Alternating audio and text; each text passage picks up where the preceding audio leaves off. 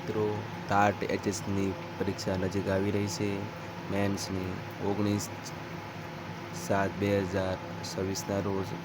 તો આપણે એ પરીક્ષામાં ઉપયોગી એવા પત્રલેખન, એમાં અભિનંદન આપતો પત્ર આજે તમારી સમક્ષ રજૂ કરું છું,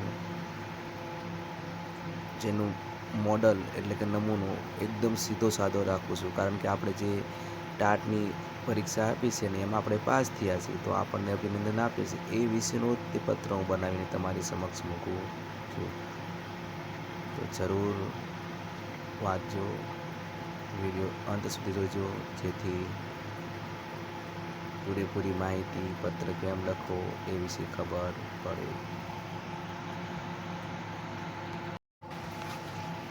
ટાટ એચએસ મુખ્ય પરીક્ષા પત્ર લેખન. ટાટની પરીક્ષામાં પાસ થવા બદલ અભિનંદન આપતો પત્ર. અભિનંદન પત્ર. જમણી બાજુ સરનામું 12 સરદારનગર, રાજકોટ, તારીખ 20/7/2026.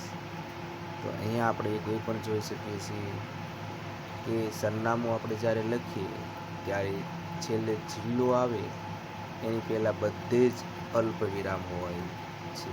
જિલ્લો હોય ત્યાં પૂર્ણ વિરામ કરવાનું હોય છે, એ ક્યારેય ભૂલવું નહીં. પ્રિય મિત્ર હાર્દિક, સ્નેહભર્યો જય શ્રી કૃષ્ણ. તો અહીંયા આપણે જોઈ શકો છો કે જય શ્રી કૃષ્ણ અથવા તમે જે કંઈ લખો એ પૂર્ણ વિરામ છેલ્લે આવે, વચ્ચે બધી અલ્પ વિરામ આવે, તમે જે કંઈ લખતા હોય તે રીતે.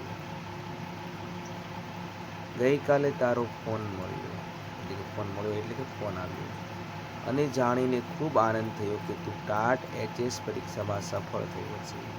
તારી આ ભવ્ય સફળતા બદલ હૃદયપૂર્વક અભિનંદન. તારી મહેનત, નિયમિત અભ્યાસ અને આત્મવિશ્વાસનું આ સુંદર પરિણામ છે. તું સતત પરિશ્રમ કરતો રહે અને આજે તેનું ફળ તને મળ્યું છે. તારી સફળતાથી માત્ર તારા પરિજનો જ નહીં, પરંતુ મિત્રો અને શિક્ષકો પણ ગૌરવ અનુભવે છે. મને વિશ્વાસ છે કે તું ભવિષ્યમાં પણ આવું જ ઉત્તમ કાર્ય કરીને વધુ પ્રગતિ કરીશ અને શિક્ષણ ક્ષેત્રે એક સફળ શિક્ષક તરીકે નામના મેળવીશ. લી તારો મિત્ર મહેશ, જમણી બાજુ. તો તમને ઘણી ફેર થશે કે આટલું લખવાથી મળશે, તો મેં તમારી સમક્ષ મુખ્ય મુદ્દા જ રજૂ કર્યા છે. આમાં તમે જેટલું ઉમેરી શકો એટલું ઉમેરી શકો.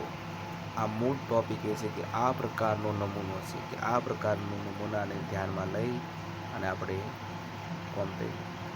સરસ મજાનો પત્ર બનાવી શકીએ. તો પત્રનો પ્રકાર આપણે જોઈએ, અભિનંદન છે પ્રસંગ જોઈએ તો ટાટ એચએસ પરીક્ષામાં સફળતાનો છે. ભાષા સરળ અને શિષ્ટ હોવી જોઈએ.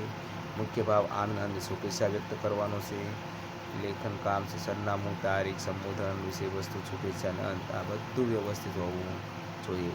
સફળતાની ખુશી વહેંચવી એ સાચી મિત્રતાની નિશાની છે. આવી પંક્તિ પણ તમે વચ્ચે ટાંકી શકો. દાખલા તરીકે અહીંયા ફકરો છે, અહીંયા ગૌરવપૂર્ણ અનુભવ છે, નીચે પછી આ પંક્તિ ટાંકી અને પછી ઓલું લખો તો પણ એક સરસ મજાનો પત્ર છે એ તૈયાર થઈ શકે છે. આ રીતે પત્રનો નમૂનો મેં તમારી સમક્ષ રજૂ કર્યો છે. એવું લાગે તે કોમેન્ટ બોક્સમાં જરૂર જણાવજો. જય હિન્દ, જય ભારત, જય ગુજરાત, ગરવી ગરવી ગુજરાત.